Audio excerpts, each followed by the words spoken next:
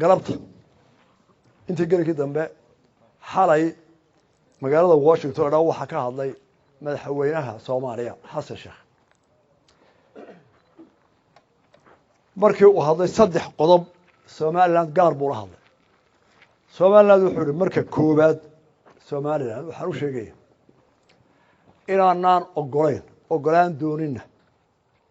Soomaaliland madax bannaan oo goonisu taagta bareed waa dhageysan doontaa wuxuu yiri حتى إلا كوبي سجاشة كإرجع ورهلا إسرائيل يبدأ لقى معرموية ما أقولين وهو كده قال قرينا وحكستو سود وين هي سومالي لان هنا حر قتل جون استاكتو وانو كده قال ماينا أقبل ماينا كراجو حد كي إنجليز كا يطلعان قرينا قايمين مايان وحكب بدن بينو ذاكنا وحكودا رقود كاستحاد وانو أقوله وحلي حين نرشوا ذا أما لما الجرينايو أما بايع مشترى أما دولة سيريا أنا قال الله يصوم مريو وأنا سنح يا واسيريا سأي سجن ولا هذا وأنا قصدي نقطة أن قلب كوبات أرجع سومالات وقران ما يحرية ديد مدح بناني ديد يلا نقشة الجبنود دي وحنكره هورتا la soo noqoshada Soomaaliland gobonnimadeeda iyo xornimadeeda iyo qarannimadeeda iyo madax bannaanideeda ee ahaa xorriyadda ay ka qaadatay Ingiriiska 26 Juun oo Afrika oo dhan ay kala simantay dal kasta oo jira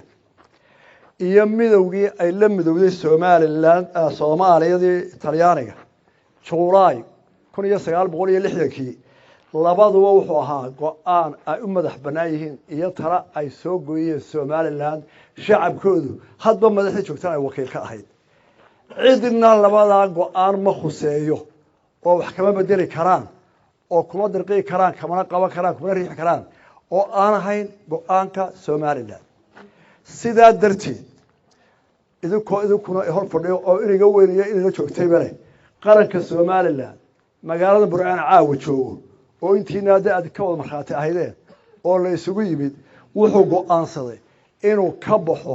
midowga uu ku khasaaray markii ay burburtay waxaanu ku heshiinay uu qarannimada gaar isula taago iyadoo la isu leeyahay taana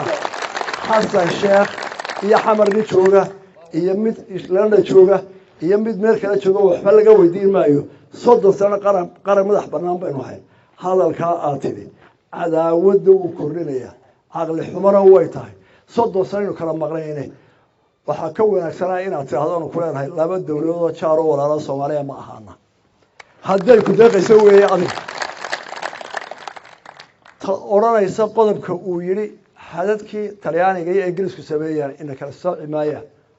oo in kala gooymayo wax weyn naga dhaxay waxaan kale ama aynu kaleenahay horta xadkii isticmaalku waa kay ku dhisan tahay Afrika 4 iyo 50 dawladood Soomaaliland waa 5 nin diida iyo rartiisiyaba waayo waxay ku fadhidaa xadkii isticmaalka Xasan Sheekh iyo madaxweynaha xamar waxay ka mid yihiin oo ay fadhiistaan shirka midowga Afrika xeerkeedu wuxuu ku dhisan yahay axdigeedu inay Afrika ku dhisnaato xuduudihii isticmaalka waa laba wajiilanimo iyo munaafaqnimo dadka aad u sheegayso inaad dhex fadhiisato oo ku dhaqanto xeerka midowga Afrika ee leh Afrika waxay ku dhaqmaysaa xeerarkii xadadkii isticmaalka tagay isla markaana aad leedahay Soomaaliya Somaliland ku kala raaci maayaan xadka Talyaaniga Ingiriiska oo maxaa ka reebaya haddaad diidan tahay axadiga midowga Afrika deeska bax Afrika midowga Afrika وهذا متقارن سما سواء احترام ما دوري حدودي صافي لكن Somaliland ما أورن كرتي كما قال سبكر وشرعي أفريقيا ما يلا مدو أفريقيا كم دي هاي كويدين بينه حرية ديال واحد كسبة التاج أفريقيا تكدولة أفريقيين كشرية كونترات بالله نين تدير ناس تسيني قلب كصدحات وحيلي وحنقولها إن إسكت عيشه wixii horumarinaysiyo inay hadii dhaqaalaha u baahan yihiin waanu saxaxaya haday horumar doonayaan waanu saxaxaya ma doonayna inaan culays ku saarno muruqayaga siyaasadeed ee dowladnimo ta hore waxaan diyaar uma nihin inaan muruqayga ku isticmaalo siyaasadda diblomaasiyadda xorriyadeed waxaan ka leeyahay haddaad muruq leedahay siyaasadeed xor tahay maxay ku ilaaliyaan nimanka afrikaanka ah ee afrika soo urursay ee lagu siiyay waxaan la yaabanahay inaad faantood tiraahdo Soomaaliland xornimada muruqayga ku isticmaali maayo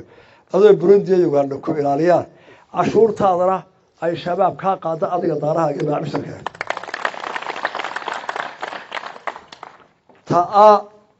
waan u ogolaanayaa wixii ay ku noolaanayaan iyo iska ceeshe waxaan ka leeyahay horta Soomaalidu hore uma mahmaday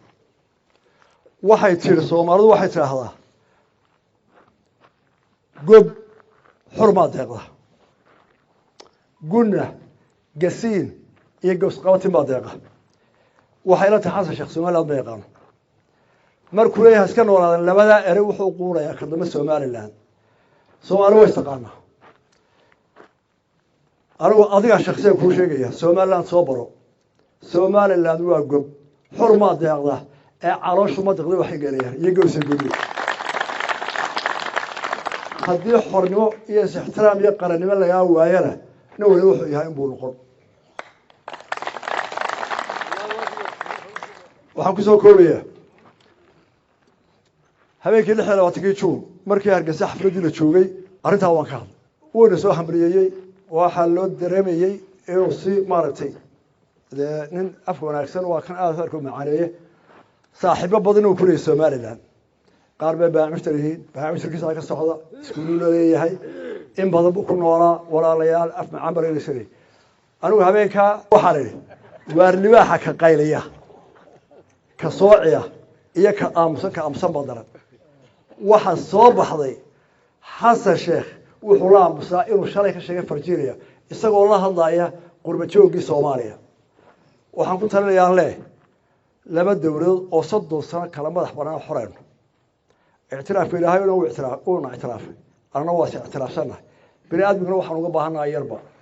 صدوا سنة وكلام مغنى لا بيصدوا سنوات صدوا سنة شب إيه عراد إيه إلا الدنيا بتشوفه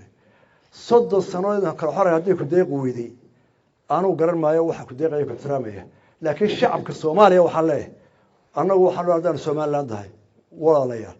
كلا قوسنا قوم ما أنا laba dawladood walaalaynu hay hadaynu wax tarayno hadaynu iska asharayno laakiin waxa xasan ka soo yeeray malaha shacbiga Soomaaliya lama socdaan isla wixii wax garaday intaas waa iga war iyo wixii aan ka oran lahaa